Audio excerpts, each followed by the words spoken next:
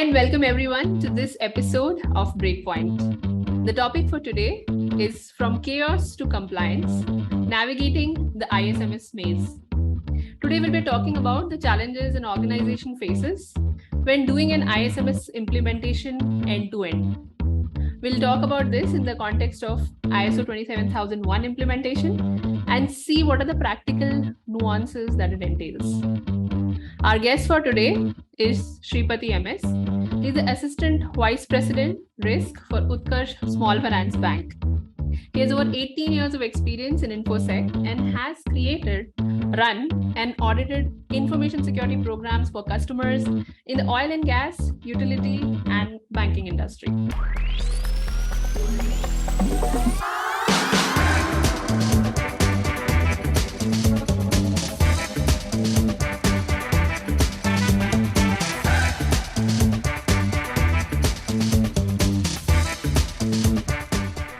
Hi, I'm Neelu, a technical security enthusiast and your host. I welcome you to the Breakpoint Security Podcast. In this podcast, we'll explore the depths of defensive security. We learn the methods and techniques that the smart security teams are using to solve practical security challenges today and innovate their way into the future. Welcome to Breakpoint, Sripati. Hi Neelu, thank you for having me.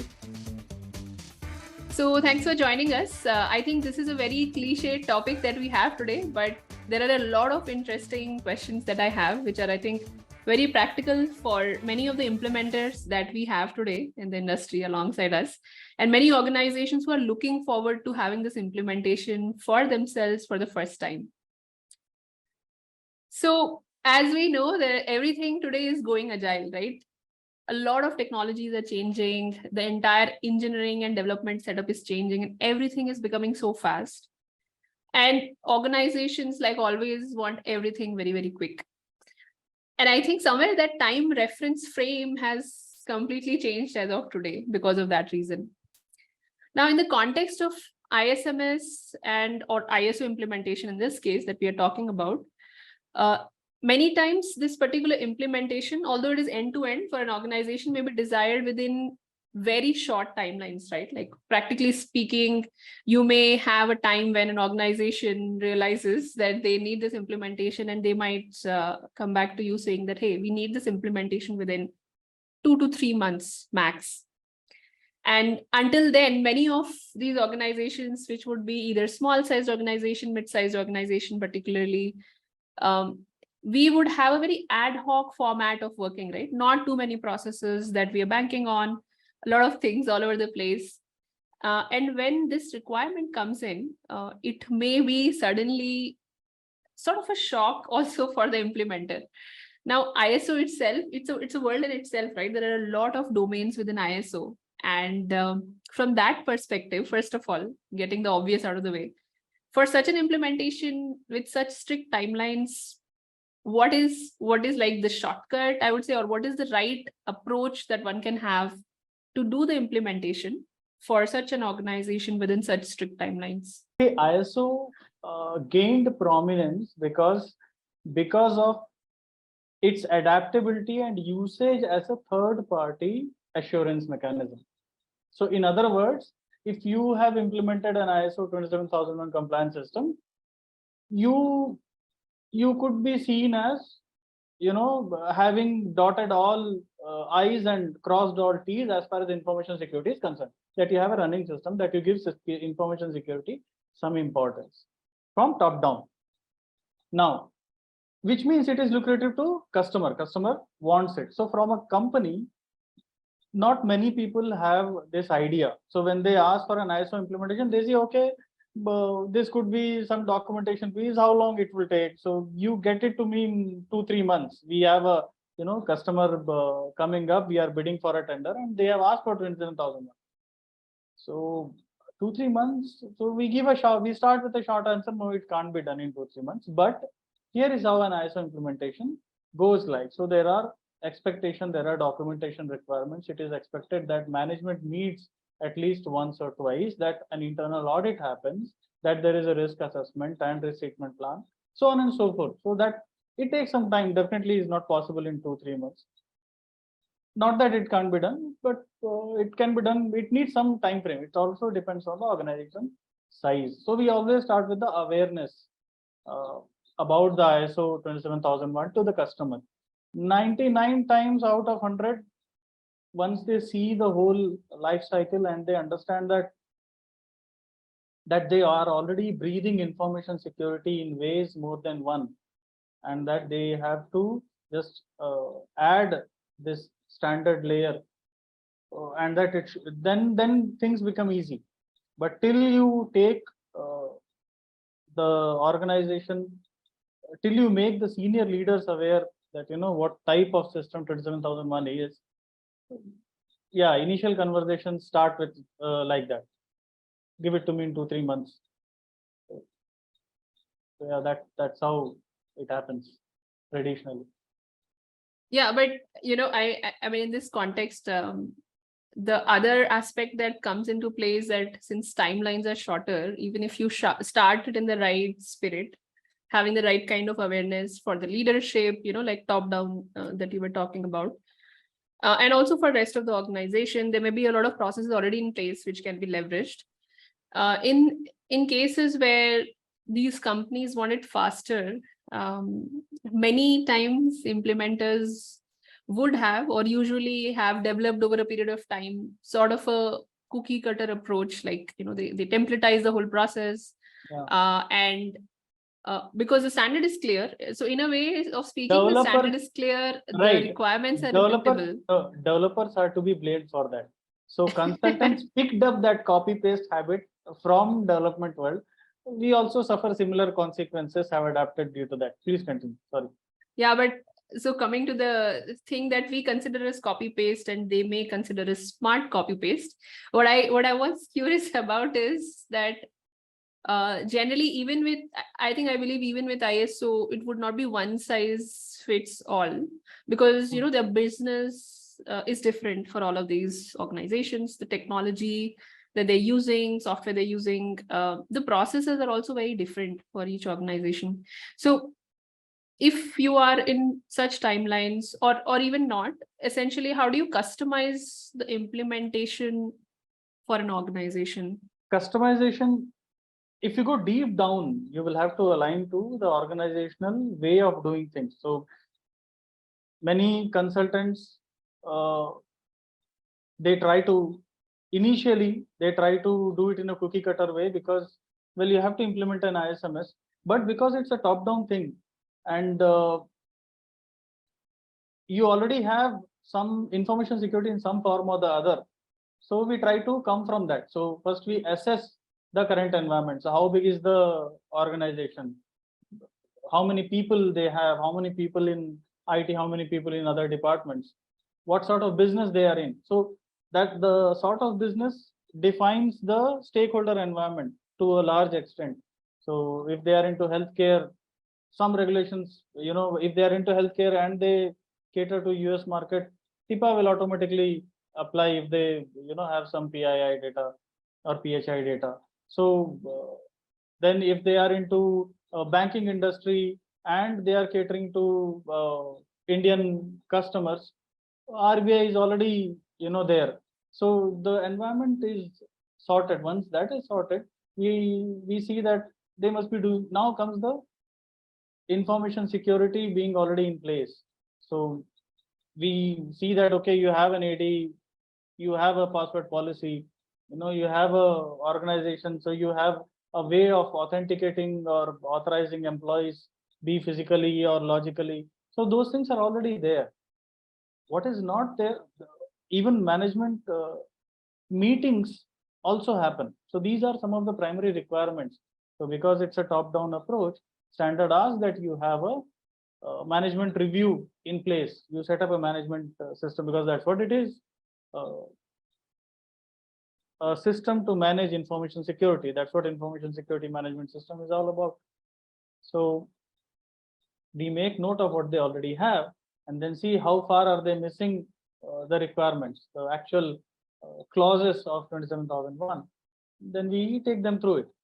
Now, what many people don't know is, because it's a management system, people who wrote this standard, they understand that it cannot be implemented in one day. So the auditor's view is also like that. The first time auditor comes to test or to check an organization, they will expect the minimal things in spirit. So management looks at information security. They have a policy in place.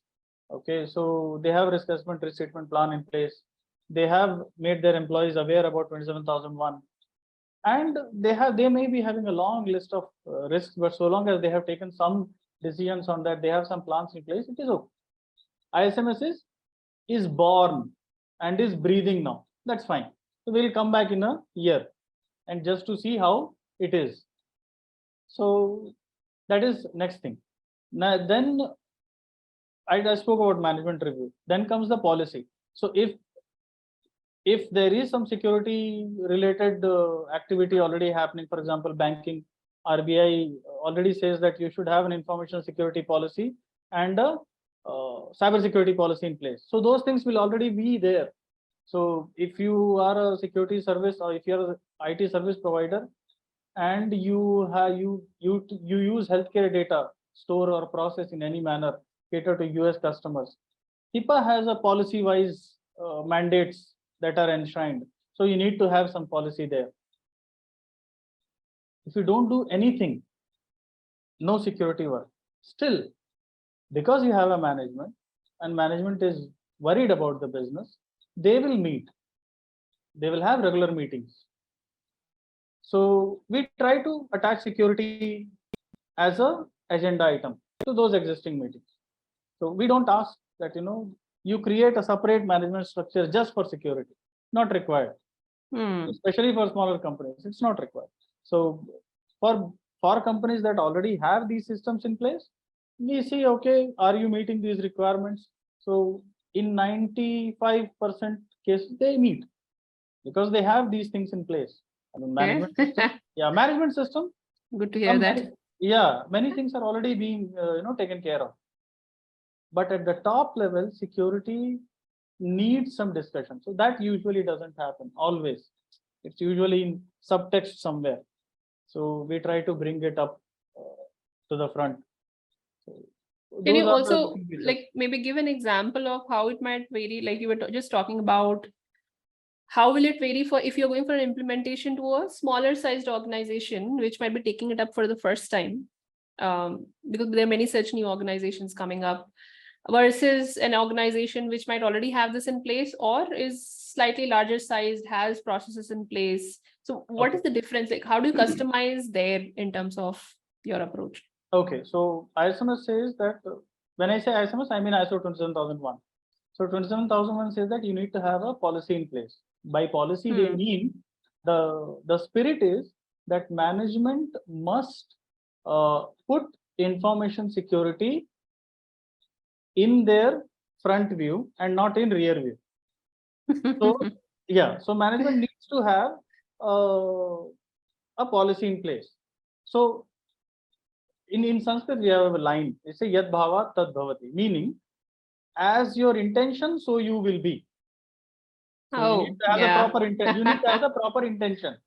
So so and intention is always intention for a company always flows from management. So that is why management's intention is policy. You need to have a policy document. Now, if it's a smaller company, okay, then you don't need multiple policy documents. You can have one policy document. Okay, it can you don't need 20 pages, 30 pages, because you have only one office and you have only few departments to take care of. For a bigger company, let's say offices in every city, in every country. So now they approach 27001 in a different manner. So I'll take two examples. One, which is tackling security for the first time. So let's say this office, this company has two offices in a city, and they are expanding. They just got a contract, okay, and they have not had any security certification or any. They have other customer service like CMM, etc.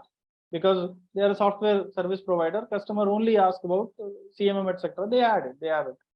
Now suddenly customer is asking, oh, do you have ISO 27001? So now they are looking for 27001. They are slightly medium-sized company, but they don't have anything in security. So they tackle it in a phase-wise manner. They say, for now, I will implement 27001 because 27001 had two type of scopes. You can implement it across departments or you can implement it across buildings because it has both physical and logical security elements. Yeah. So they say we pick this building for now. Okay, we implement it here because it's a management system. There are people, process, technology elements involved. So we'll go step by step. We'll first implement it here in this common building which is in this first building where all developers sit, and this is where the magic happens. And we will try to put security here, and then we will regulate to other offices. So we start from there and then add to the scope selectively. Now take another example of a company which is big, already has multiple customers across globe, has a variety of legal acts, laws and stipulations related to security. They don't have 27001. Now they want to implement 27000. Now because of all these various laws that ask about information security in one way or other, and because of information security related clauses in customer contracts, okay, they already have some processes running. Some basic process run in every company. If you have an IT department, you will do patching. Okay, whether you run a VAPT or not, you will do patching. You will, in 99% of cases, actually all the cases that I have seen, you have an Active Directory environment. Okay, so which means you have some sort of password controls, policies. You will have an antivirus. Well, these are bare minimum things. You will have an IT staff. Okay. Now you just merge all of this and put a management system on top. Now what does this management system do? This will manage, which means people will have to come on board and review it at a top-down level. Okay, what are the risks that we have? So we have to comply to so many different vendor contracts and customer contracts and so many laws. Where are we on those? Are we facing any risk? So financial industry specifically in India, for example, it says that all the transaction history, you will have to store the transaction history for X number of years. I think goes 10 years and beyond. Okay, and some things you will have to store forever. Okay, now how will you store? Yeah, how will you store? Now in this digital environment, if you are a bank, you will have fintech providers, data will flow, you will have contracts that will take care of these. But how will you review? And how will you ensure that these things are happening? That ensure thing comes from having an ISMS in place. So we just set up a management system. In 90% of the cases, it's already there. Some VP or a collection of set of VPs, they sit once in a month, once in a 3 months, and they see all this. So we try to put a structure on it. We say this is a management review. Okay, so because these things are already happening, we just add security. We push security to little front. We say because 27001 has a specific, has a set of requirements. I think 7-8 requirements for management review meeting. They say you must discuss these. That's good. Yeah, well laid, well structured. Yeah, they have very structured. So all shalls, no here, there, you must do it. But then they also know that organizations already do it in one way or the other. So they discuss about key risks. Okay, they don't start saying, okay, tell me what are the risks. They will just, their agenda items will say that. So we just have to make them understand this is how you are already complying to 27001. So yeah. So they also see that documentation is less. It means we are already doing it in one way or the other. Internal audit is another thing. Many organizations these days have a separate internal audit department. So we help them understand that. Yeah, I think from customization standpoint, that's, I think, we're clarifying very well, like, how different, even it impacts different sizes of organization, right? Not just domains. Yeah. Where different industries may have their own regulations. Another example. So bigger companies, many companies who are serving foreign customers, especially US, they have the SOC audit, SOC assurance requirements. Basically, have to sign by a CPA. Okay, so SOC 2 has control objectives that are then checked by the CPA, and CPA signs on it. So management says these are the controls that we are implementing. The CPA audits them, checks all those control objectives, and then signs. Now those control objectives can be put in the SOA or statement of applicability, which is a mandatory requirement for ISO 27001. So using 27001, you can implement any other InfoSec requirement. So that's the beauty of it, because it does not prescribe any set of controls. It only specifies things that management must do. So that's the beauty of it. That is why you can how to say, you can, it is like water. It can take any shape and any form. Quite well put, actually. But so this is about customization, but the heart of the matter is the implementation bit, right? So we're talking about this being a very umbrella sort of, this is a larger umbrella where a lot of other domains are there, and possibly anything and everything that you could think of in terms of securing or could possibly do is mentioned. So there are guidelines for those things available. But in terms of control itself, when you're going to implement this for such an organization, what are the technical challenges? So one thing which I've been thinking of, obviously there are a lot of controls list which are already mentioned, and all of those clauses are also very clear in the standard itself. But what is the impact of the complexity? So we've been discussing about size, we've been discussing about which industry the organization is a part of, but the organizational complexity can be very different for various organizations depending on how they have, grown in size, how they've scaled up in the past decade or years. I mean, these days, I think even we see that in 2 years, 3 years, organizations are becoming unicorns. So what is the impact of the complexity of the organization itself on the implementation? So once you go ahead and do the implementation, what are the technical challenges that you see there? If the organizational complexity is very high, what does that mean for the implementation, and how do you change your manner of implementation or mode of implementation in that case? So to give you some examples, for example, if it has, some organizations may have a straightforward set of software that they use, right? They do not too many dynamics are involved. No. Every organization these days have a complex set of software. I'll give you an example. So during one of the implementations, so I was part of a group of implementers. So it was a very big organization that we are implementing it for. So we picked a couple of buildings in scope, then we fanned out, we started implementing. So asset inventory was very crucial then.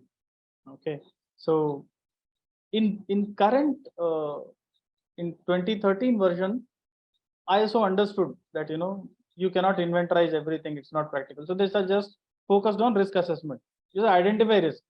Okay, but back in 2005 they mandated, so this was part of clauses. Okay, 27001 has clauses and controls. Controls are optional, clauses are not. Okay, so you cannot say I will not implement this clause. They will say, okay, then I won't give you the certificate. So of course, yeah. So we were verifying inventory. Okay, and it was a Windows shop throughout Microsoft shop, and management became part of this MRM thing. What do you call? Shouting and screaming. Okay, so they did not agree initially. They said, oh, what is this 27001? And so they reluctantly started that management review. They started asking questions. Okay, how many assets we have, this is the inventory. Okay, then. So is it the complete inventory? Then someone blurted, did we check those work group machines? And then, yeah, and suddenly the VP perked up. He said, work group? I thought everything is in domain. I said, no, sir, there are few, this new customer. And then suddenly, Vixi, because all these guys are top down, okay, they immediately pick. They say, okay, this customer, so is he part of my customer list? Another uncomfortable pause. VP got the answer. He said, okay. Is the contract part of my SLA list? Because these all we mandated all of that. Another comfortable, uncomfortable pause. So then we said, okay, then we need to sort all this out. What to do then? We will be non-compliant. So then we had to tell them that, see, you need to have management system in place and it will have issues. There will be holes. So long as you recognize them, you make a note of them and you make a plan and take a call on that risk. And slowly it dawned on that VP. So then he said, okay. And after that, I would not call it an incident, accident maybe. After that accident, this VP became the champion for 27001 implementation because he understood the value. Earlier, all these checks and balances were already in place, but they were not discussed on a separate forum. They did not have, they had importance in separate departments. So legal took care of SLA, delivery took care of the customer, IT took care of the infrastructure. But because of the security aspects, all these were discussed in one shot. And thankfully, management saw that. For management, these things become important. So they understand all these systemic holes, and that's why I like 27001 a lot. This can be implemented. This can only be implemented by senior guys. So that's why it has to be driven top down. Yeah. Yeah, no, I think that's a good point raised. Just saying we have been paused, like we have been okay. The example that you were giving just now, if I could make it a little more complex, right? So we're talking about complex infra, and that makes sense, right? And I think you're absolutely correct. I think even today we have so many organizations where shadow IT is much bigger than we would want to accept, and these things would happen when you're following that approach. But what about the current scenario where a lot of the infrastructure is moving to cloud? Like you might have, so you've gone there for implementation, the requirement has come in, but this might overlap with a time when you're also migrating to cloud some of your important systems, or for example, products. We already are on cloud. We use Microsoft Office. It is ubiquitous everywhere. Any business uses Microsoft Office. So if someone says, I'm not on cloud yet, we have not gone on cloud, the first question that I ask is, do you use MS Office products? So, and if you use O365, now I think it is M365 anyways. So if you use the 365, okay, you are on cloud, right? You can't say you're not on cloud. Now, talking about systems, or if their business critical systems are on cloud. So yeah, you're right. There, lot of controls come into picture, like backup, okay, or security, to ensure security while moving to the cloud, and to determine how much of my infra is already in the cloud and I don't know. So you may be working with a vendor okay, who has put something on-prem for you, but the entire assessment or analytics happens on the cloud. Okay, and it's already half SaaS. You just don't know. Okay, it's already half SaaS. You don't know that yet. That's all.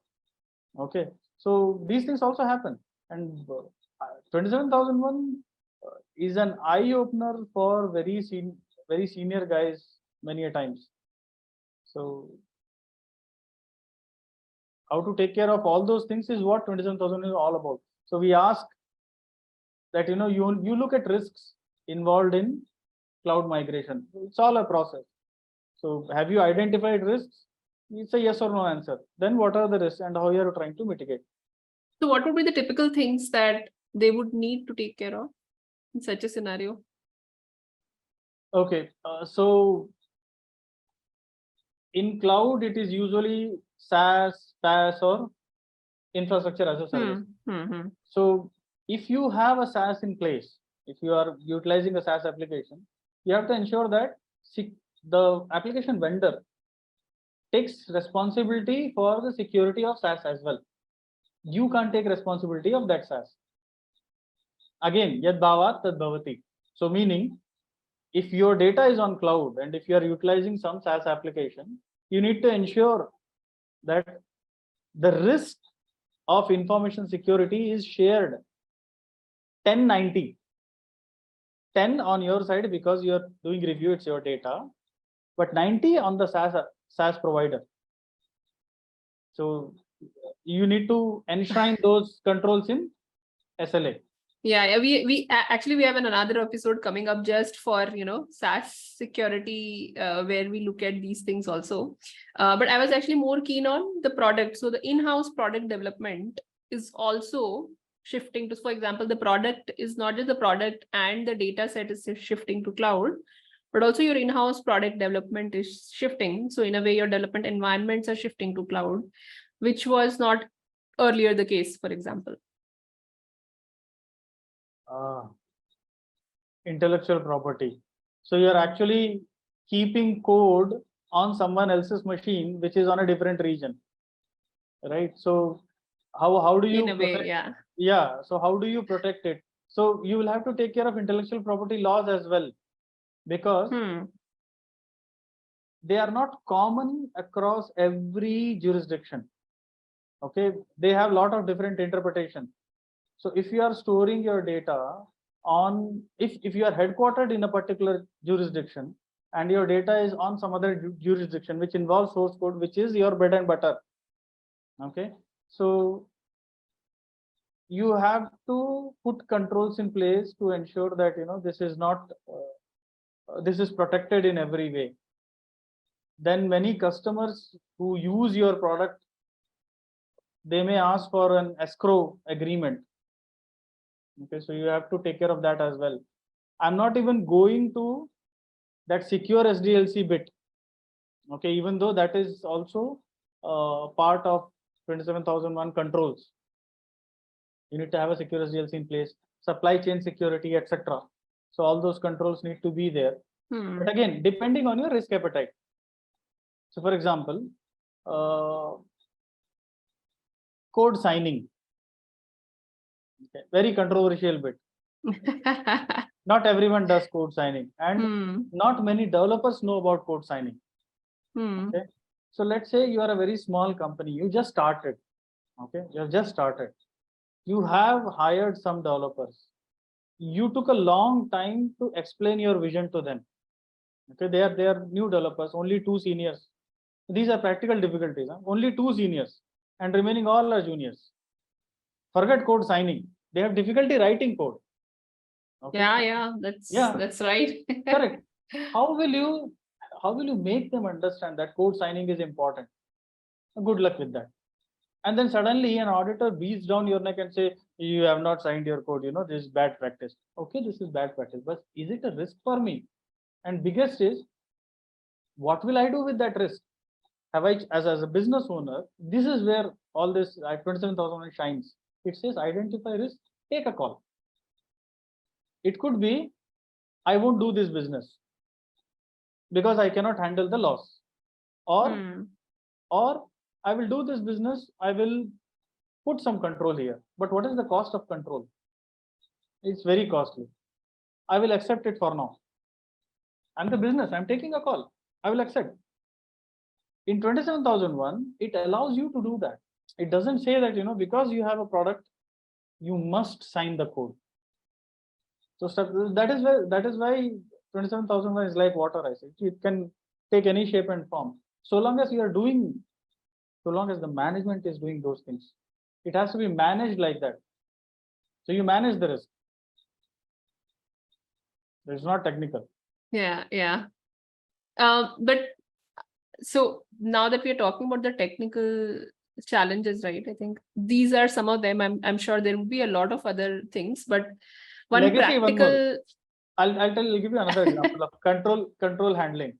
Okay, so this organization where I worked for, they were pissed off at 25,000 vulnerabilities. Okay, so it's like they ran Nessus for the first time as part of ISMS implementation, and on their infra, small infra, 25,000 vulnerabilities. Okay, and almost 20% of them were related to Adobe, outdated Adobe Reader, Flash. Versions, Yeah. So they said what to do, and they asked head IT. Head IT said, "Look, I cannot patch all of them in one night. Okay, I need time. Some of them are developer machines, and they will cry. They literally cry. Escalations will happen. Will you handle that?" I said, "Okay. What if business stops? What if someone says, no, I need this Adobe, this version?" Not true all the times, but people do this. So then we said, okay, replace Adobe by another tool, Foxit. Replace it. And suddenly 20% vulnerability is gone. No patch required. Just pushed the uninstallation and installation through GPU. This was one approach. Another case related to this cloud, they were doing this lift and shift, not cloud native, but they were shifting their machines on cloud. So it was lift and shift, and then suddenly in the ISMS meeting, someone asked, okay, you're lifting and shifting, what if you lose something? Are you ready? And someone said, yeah, we have backup. And then another person, this was a legal guy, so he asked, you have backup, but where are the backups stored? See, look at the way, because of ISMS, these guys read up on 27001. So they know about business continuity, etc. So they asked, okay, you have backup. Where are you storing the backup? Another uncomfortable pause. And then he said, okay, backups are on a server. He said, okay, then the same server which you are pushing up? Yes. So then what to do? So these sort of discussions happen. They took a call and placed it somewhere else. All that is immaterial. But bottom line is they took a call because these type of discussions, they came up. These type of discussions only happen when management is involved, asking these questions. Otherwise, it won't happen. And 27,000 enables that. Okay, this was shameless sales. Okay, never mind. Scratch that.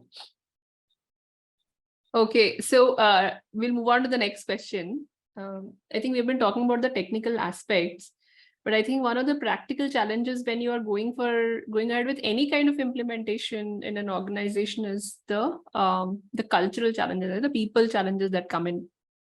And every organization would, because every organization would essentially come with its own culture. It could be the business, the operations, but also the technology, right? I mean, the kind of tech they use. Even I think in product, we say we also have a development culture. So there is a huge set of cultural aspects which are there, which when you go ahead, even if at the management accepts to implement some of these changes as a part of that, it will still be a change in the ways of working for all of these teams, including the development teams and all these other IT teams, internal teams, HR team, all of these supporting functions which are there in an organization. So what is the best, I think the most seamless way in your experience to manage these changes while you're implementing or doing the end-to-end implementation? Like, where do you start with the people aspect of things? Okay, we are not discussing replacing humans with Chat GPT and GitHub Copilot, right? Short of that. Short of that. But so, that's not very far, so we can touch upon it. No. Some human has to sign off, right? That's not going to happen. So you never know when organizations are full of AI. No, you can't shout at AI. You will need people for that. But AI can shout at you. But yeah, coming back to the topic. So see, most of the resistance comes from the fact that people don't know about 27,001. That is one. Second is people have preconceived notions about security and what it can do to their freedom. They think that, okay, if security comes, then there will be huge passwords that we can't remember, and we have to change passwords every 10 days.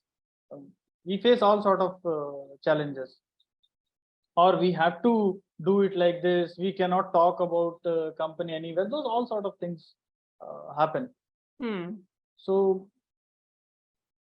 we need to make them understand about 27001 and what is uh, expected of people who work in an environment which need to be secure, or the people who are handling information that need to be secure.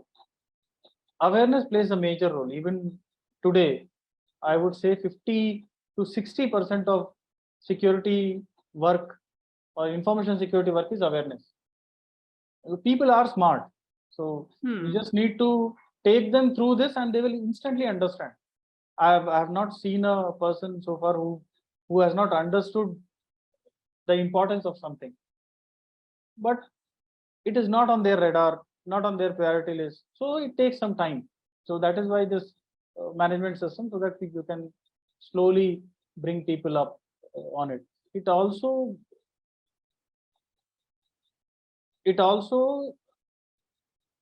gives rise to certain interesting conversations. So, for example, one guy, we were doing a password awareness drive, and before that we ran a sweep, and turned out that they have an SFTP server whose password is not very secure. So we tracked the administrator, and the administrator said, okay, this is a secure password. No one knows this SFTP server is there unless I give you the IP. Yeah. So security, security through obscurity. So then we ran a security trails dump, showed them, they can see this is here, and next we pinged it, so it responded. We tried to log in with the password. There were no controls, obviously, no fail to ban, nothing. So just allowed brute force. Then it dawned, okay, this can happen. It also helped that a VP was standing behind him. Very passive thing. But he understood that, okay, my boss's boss is standing behind me. So looking at it. Also then he said, okay, I will change it. But that apart. So I've seen people responding positively once you help them understand that this could be risky. These days there are few cases also, pen testers being jailed, and employees being taken to task. So all those help. Just say, see, yes, sab ho raha hai. I mean, all this is happening in the world around you, so you have to be careful. That takes care of things. People are smart. So awareness, according to you, obviously plays the major role.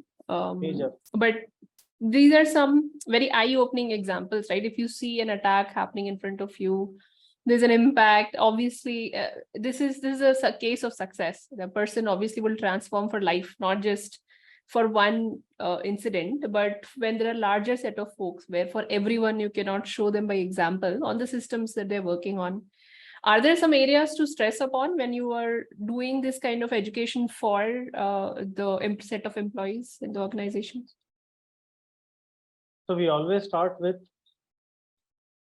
the security measures that they undertake in their personal lives. Okay. So yeah. So people usually have WhatsApp profiles, separate passwords for images. They do all sort of stuff. That is taken care of very well. Yeah. So we just try to come from there. You don't share your ATM pin. You understand the importance. So similarly, these are the critical things in organization. And if these are used, these can be used or abused to hurt organization. Now I don't buy into that idea of you can be hacked. The reality is we all are being hacked or compromised in today's world. Okay, so this happens. So but we need to be protected. So as in physical world, so in logical world. So these will happen. We will be part of some statistics somewhere. So the idea is to not to be part of that. So at least on a organizational front. I have seen people react to that. They have seen enough examples. Everyone knows about hacking. The only thing that I struggle is to tell them, okay, this is not hacking, this is cybercrime. But don't blame hackers. So yeah. So that is Yeah, I mean, that I don't like the hacker term being used in the in a negative derogatory- connotation correct, correct. everywhere, No, and for that matter, pen testers being jailed. correct. So no, they you show them Krishna's photo. You say, okay, look at this guy. So he is the original hacker. So this is how hackers are. So yeah, he taught us to hack life. Law of karma. So he showed us that he's the original hacker. That's So it. Those are the things. yeah, I mean, that's a very like it's a creative example for this thing. I think we are at a part where we've been talking about the practical challenges and of course the cultural aspects and how just knowing about it can help, like in through awareness can help with a lot of things. I think that also applies to things like phishing, where some areas, particularly in security, are helped greatly when people are educated in the right sense and spirit around what needs to be done, and then they obviously know what is the best thing to do in a certain situation. But initiating this, setting this up to an extent for the organization is one thing, but maintaining it for a very long duration is also another thing, because these are not things that end up in, like, for example, in one go. This needs to be maintained over years and years. So in the backdrop of, so while it can be maintained in a similar fashion going forward, a lot of things do not remain same, including technology. But beyond that, you will see that a lot of attacks are happening these days. Some of the very bigger and critical attacks where you may not be having the entire control. For example, things like supply chain issues, or for things like where you have Log4j. Solar winds thing, right? Yeah, the Log4j thing, right, which affected all of us, wasn't just an application, the product, but also in infrastructure components, right? So that sort of became like a nightmare. And when these kind of attacks keep happening, you might have an idea of putting in alternate controls, changing, like you were giving your previous examples, that we, changed the PDF reader itself to something other Adobe, to be able to resolve a lot of those issues. Similarly, some of these components may have vulnerabilities which have been or can be exploited, like Log4j was, or other components are. So how do you maintain and evolve it so that you become more mature over a period of time with respect to the implementation that you have done in terms of ISMS or ISO for that matter? One line: vet your auditors, because I'm sure Bruce Schneer, I think he wrote about it in Security and Lies. I think his first book. Bruce Schneer, yeah. Bruce Schneer, yeah. So he said firewalls were put in place not because they were considered the logical thing to do. Firewalls came into being because auditors started flagging it as non-compliance. I mean, you don't have firewall, non-compliance. Simple. You want compliance, you buy firewall. So these days, lot of things, lot of controls are in place because of an auditor flagging it. Now, I don't mean it in derogatory way, but when you have a good auditor, now 27,001 auditors in general, again, not to beat it multiple times, but they are top-down guys. Okay. Yeah. So, yeah, which means if you ask them about if they when they look at the system, they look at top-down, they can go to good depth, provided the auditor is good.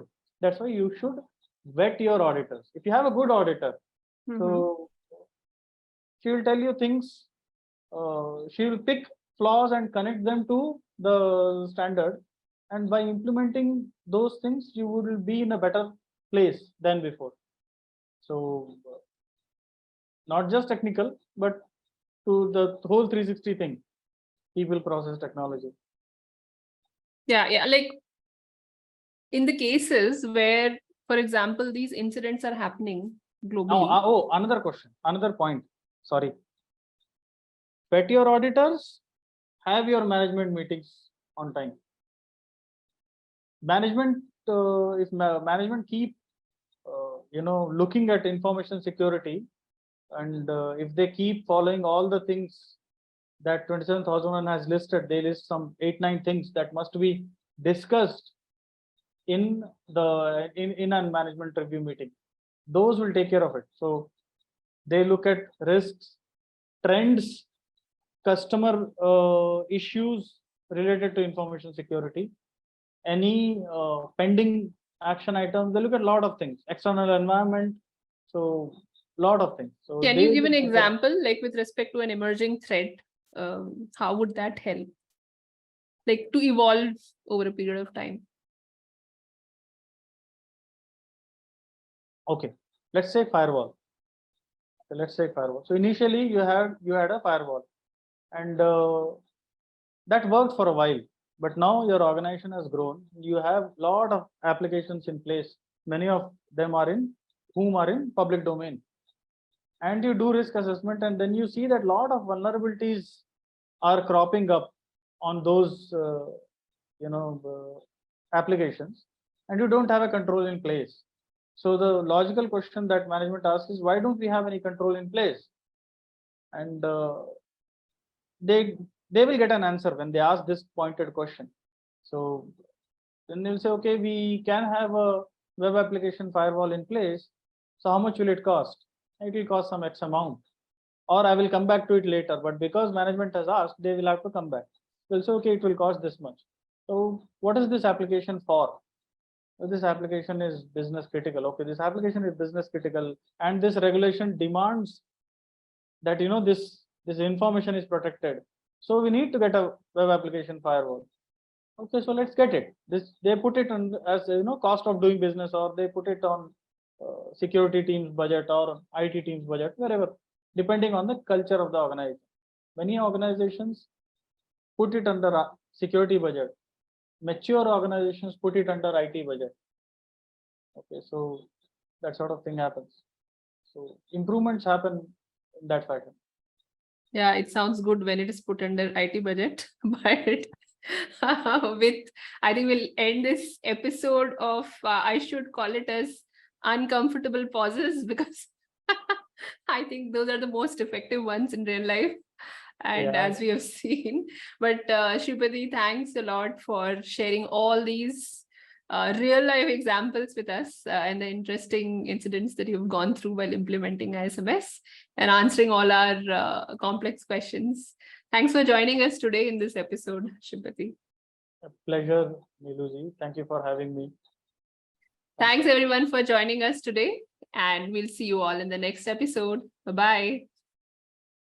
Bye. Thank you, everyone. Bye. Hey folks, that's all we had for today. I hope you enjoyed this one. Visit the podcast page for more such interesting episodes. You will find the speaker suggestions and other details in the show notes below. If you're interested in a security challenge of your own, or would like to hear from a specific speaker or team, let me know in the comments below. Lastly, if you liked the episode, please go ahead, give it a thumbs up, subscribe, and share with others in the community. It always means a lot when you do that. We'll see you in the next episode. Until then, Breakpoint signing off.